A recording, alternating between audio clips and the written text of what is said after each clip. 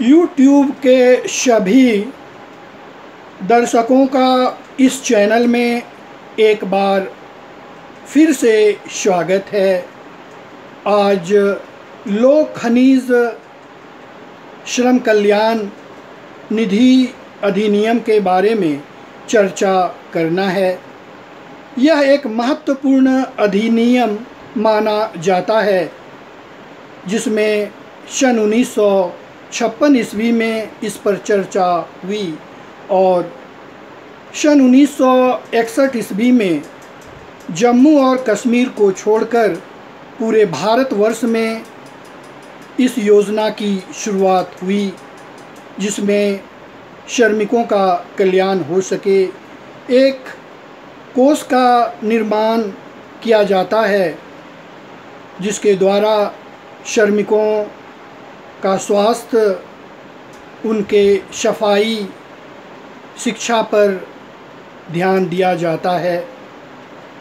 इसके अतिरिक्त सरकार ने यह निर्णय लिया कि जिस प्रतिष्ठान में या उद्योग में कम से कम 250 श्रमिक कार्य करते हों, उनके लिए कैंटीन की व्यवस्था होनी चाहिए।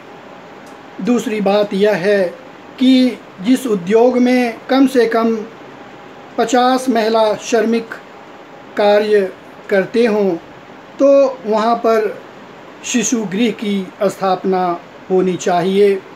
इस तरह से देखा जाए तो सरकार ने श्रमिकों के लिए एक अच्छा सुझाव दिया है।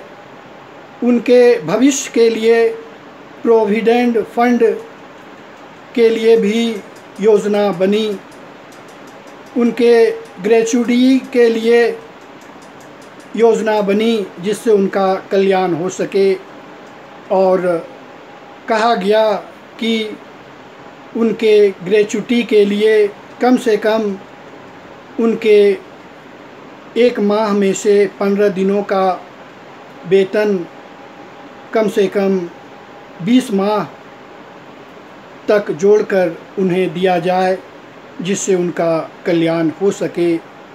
इस तरह से देखा जाए तो यह एक महत्वपूर्ण फैसला माना जाता है जिससे उनका कल्याण हो सके। बहुत बहुत धन्यवाद।